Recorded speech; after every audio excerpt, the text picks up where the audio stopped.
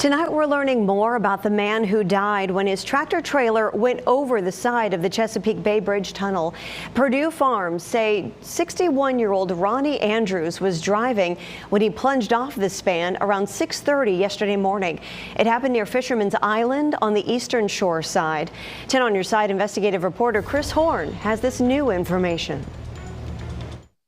I spoke with WAVY Andrews this morning. She's the widow of Ronnie Andrews, who was killed here on the Chesapeake Bay Bridge tunnel Sunday morning.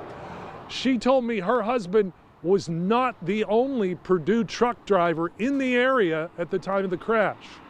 WAVY Andrews says her husband Ronnie was actually just one of two Perdue truckers driving together Sunday morning. They were in separate trucks. Andrews was following the first truck when he crashed through the guardrail just before daybreak Sunday. We've reached out for an update on the deadly crash and asked what clues that second driver might be able to provide. WAVY Andrews remembers her husband as an outgoing family man who loved people. He would often be gone entire weekends with work, and Andrews was planning to return home today to Robertsonville, North Carolina, near Greenville. 61-year-old Ronnie Andrews was heading southbound on the bridge tunnel, not far from the Eastern Shore toll gate. WAVY Andrews says Ronnie had been driving for Perdue for about 5 years and was familiar with the bridge tunnel. Andrews was hauling a load of Perdue chicken to the Charlotte area. So what we have here, we have a truck driver this past Sunday. He was driving and then goes off the bridge. He was following another Perdue truck. They were in unison, driving. All of a sudden, he goes to the guardrail, goes in the water, passes away. And it seems like what everybody's saying, they don't know what happened. What happened? What happened? I'm very curious to see if that truck has an in camera. If I look at it, and they're saying that they had good conditions and everything. If I look at it, my first thoughts is he must have been distracted. And maybe he was looking at his phone. He looked up, maybe he thought he saw something, and his instant reaction was to turn right. And when he turned right, he went right through that guardrail. The one thing you have to understand about this bridge, the Chesapeake Bridge, the guardrails are not big enough to stop these trucks. It's so low. I don't even understand why these trucks are going on this bridge. I don't even understand how this is allowed. But I believe that he may have been distracted and veered off. One thing we always say in trucking, stay off the phone. This is my assumption. Because everybody else is saying that the weather was fine. We don't know what happened. It could either be a mechanical function, maybe something with the tires, maybe something with the steering wheel, or he may have been distracted. I'm going to go with distracted because the number one thing that I've always had problems with, especially with my drivers that I used to have in my trucking company, was being on the cell phone and being distracted. It only takes a split second to lose your life in a truck. You have to drive safe at all times. And I don't know what it is about truckers and cell phone. A lot of these accidents that you see, the trucker was on a cell phone. A lot of these ones you've seen recently, on a cell phone. There needs to be a thing where these trucks can't start if there's a cell phone in the vicinity of a steering wheel. It has to be something because I believe, why else would he just veer off like that? I'm very curious if he's driving for Perdue and he's probably driving for a big company that's pushing this, that has this contract. I'm pretty sure they have in-cab cameras.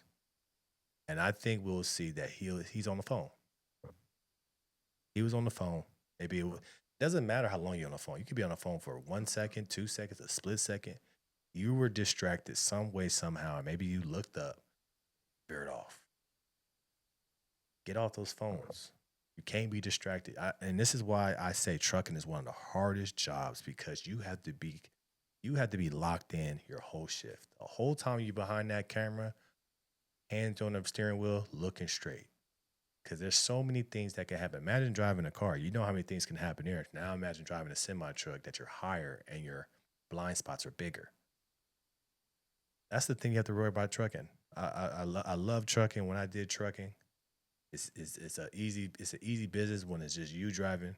But the most stressful thing that I've always had was I had drivers that were on the phone.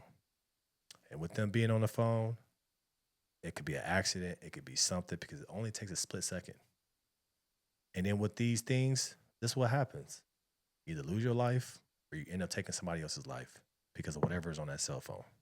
It's definitely sad that this happened, but everybody's saying that the weather was good. It wasn't rain. It wasn't wind. If it was windy, I believe it would have just pushed him over the rail, but he went through the rail. So if you're going through the rail, that means you turned your wheel. It's either you turned your wheel or something broke on your truck or your steering wheel doesn't work. But 9 times out of 10, it's the person. She last spoke with him by phone Saturday night, and he had no complaints of fatigue during their call. Lovey Andrews knows of no health conditions that might have contributed to the crash. Info from the Super Doppler 10 Weather Center showed no high winds at the time Andrews crashed through the guardrail. Bridge Tunnel police are investigating the death of Ronnie Andrews. Fortunately for his family, they found his body yesterday. However, the last time a truck driver went off the side and into the water and was killed here, December of 2020, they didn't find his body for 4 months, 100 miles away from the Hatteras National Seashore. On the Chesapeake Bay Bridge Tunnel, Chris Horn. Yeah, when we look at this Chesapeake, when we look at this and we go back and we look at this bridge, right? This bridge is, the guardrails are not guardrails. It's essentially like you're not driving with any guardrails. Here's a picture of the guardrails. These are the guardrails. You see the truck, you see the guardrails, you can still see probably 80% of that truck ground up. That's the problem. If you have semi trucks driving on this, your guardrails need to be at least half that truck. Why won't they do that? Because it costs money. They don't care about truckers that much because they would have put this up. If this is the second time this happened, so this already happened once, this tells you that these guardrails cannot stop a semi truck. So A, either get the guardrails up, spend money as a city, or B, find another route because this is not safe for truckers. This is where the companies, this is where the truckers associations need to step in and say, block this road from us because now we've had 2 deaths from this Chesapeake Bridge. These guardrails, I don't even think they can stop a car.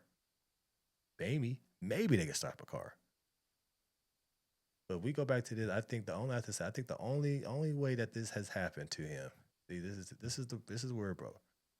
He had to have saw something. Maybe he was on his phone, looked up. Oh, maybe I got to veer. He had another truck in front of him. Maybe he didn't want to hit it. Maybe he was trying to just veer off a little bit and stop. It had to do with something as far as him reacting to something. But he reacted to it too late because I believe that he might have been distracted by something. It tells you right here. This is a guard. It's not like he brushed up against it. He turned his steering wheel. Or his steering broke. And it just broke and it snapped and it turned. One of those two. But I'm going to go with distraction and reacting to something too late. It's sad though. Prayers out to his family. I know this sucks, but trucking is one of the hardest jobs in the country. That's why everybody's not built to do it.